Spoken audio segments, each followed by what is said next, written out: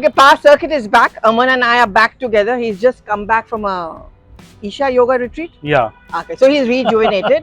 But we're going to do a quick recap of the two big news of this week. One, of course, is new, which is really troubling. And the second, of course, is the no confidence motion in Parliament from 8 to 10 with the Prime Minister replying on the 10th.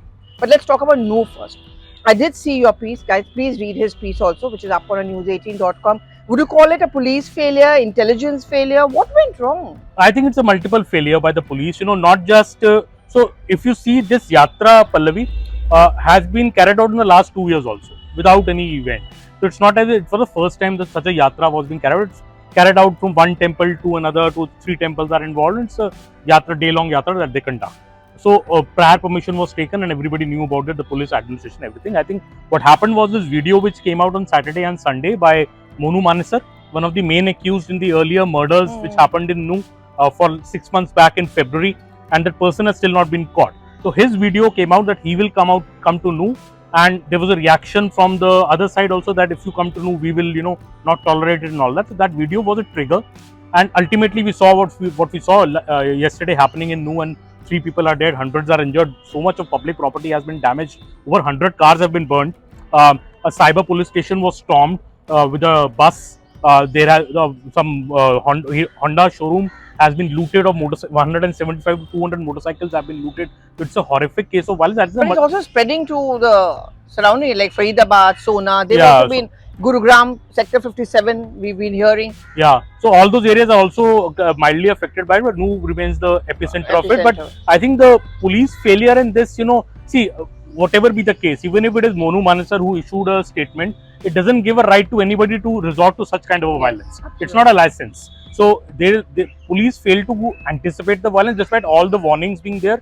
And also police has failed to arrest this person, Monu Manesar, for the last 6 months, who has become a problem in that area.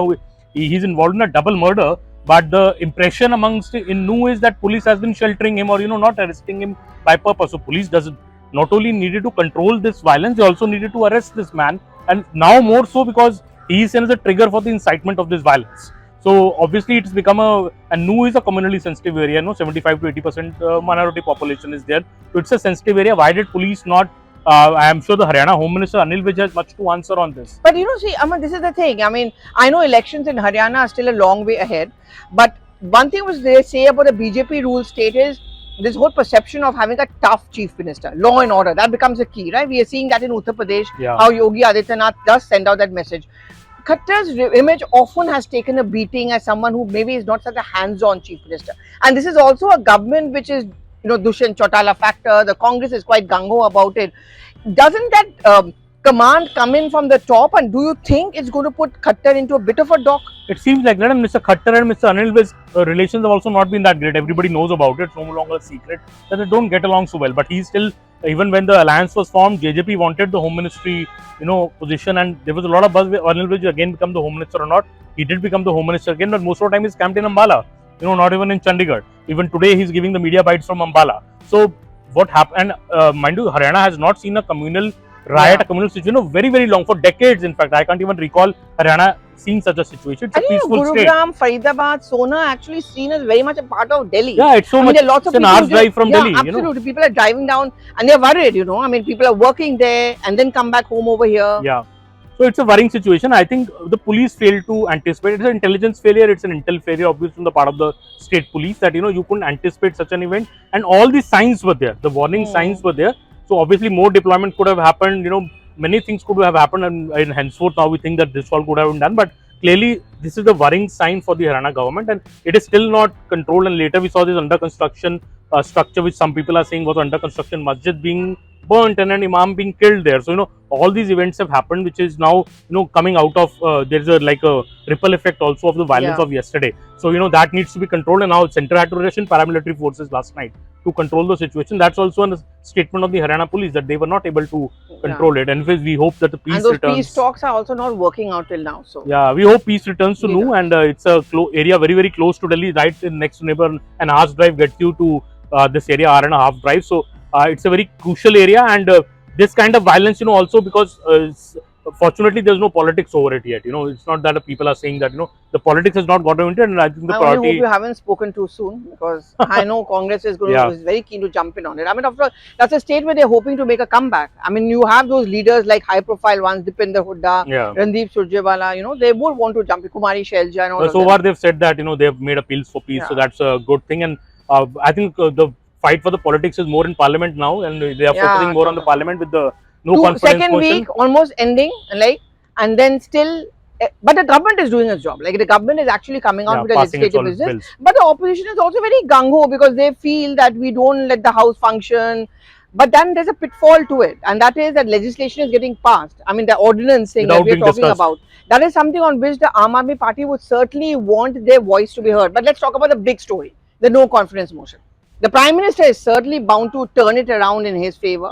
I You think it think will it's going to become be an a, electoral yeah. I speech? think the Prime Minister, as far as I can see it, is going to completely milk this opportunity like it did in 2018. That famous, when Rahul Gandhi had come and hugged Hugged him, him. and But it's PM. why Rahul Gandhi is not going to be there now. So. So PM, I think, will use this opportunity to showcase his electoral record, and I think the line he may use, that we were just discussing, Pallavi, ki opposition को मेरे में no confidence है, पर लोगों को मेरे में full Guys, you confidence heard है. it here first. So please listen to the Prime Minister's speech. That कि लोगों को मेरे में full confidence है. PM Modi may come up with some gem like that, usually like it does. So I think PM is going to showcase his governance record, what all he's done, his alliance and everything, and how the country is a changed country in the last 9 years, and he's going to use this opportunity also to maybe take pot shots at the opposition, at this new INDI alliance, which BJP has decided to call it an NDL UPA alliance and not the INDIA in parlance terms. So I think this is something, and I think I remember a piece written by one of my colleagues in the team saying that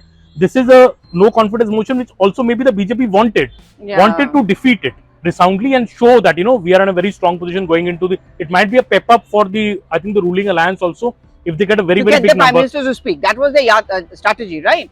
That we want the Prime Minister to speak on Manipur, and this is the only way he's going to speak. I'm not even sure if PM is going to still speak on Manipur in the no confidence motion, because I think told that the Home Minister is likely to intervene, and he's going to give a kind of I think so too. order. That I think Mr. Amit Shah is the one who's going to lay threadbare the entire Manipur situation, and Mr. Amit Shah is very eager to do so. He has always wanted to do it. In fact, I am told that Mr. Amit Shah wanted an exclusive discussion on Manipur where he could reply and make a long statement, and obviously the Home Ministry has lot to say on the Manipur situation. I think that is what maybe will happen, and Amit Shah will intervene, as you correctly say, and the PM will speak on the larger picture, on the no confidence motion. I don't think the opposition would want the Home Minister to say that, but then that suits the purpose of the government, because the government ke liye it's a win-win situation from their point of view. They'll say, you wanted a discussion, no confidence, we brought it, we allowed it, but now you don't want to talk.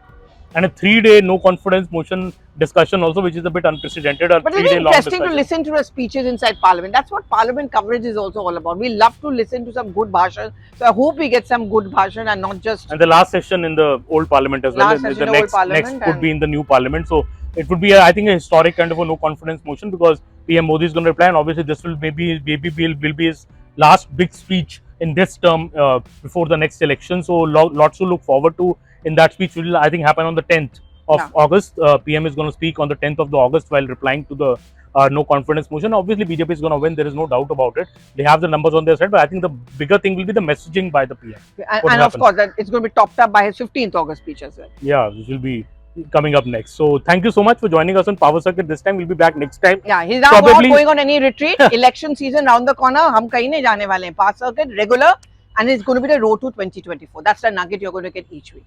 Thank you. You're not going anywhere. Thank you so much. Thank you.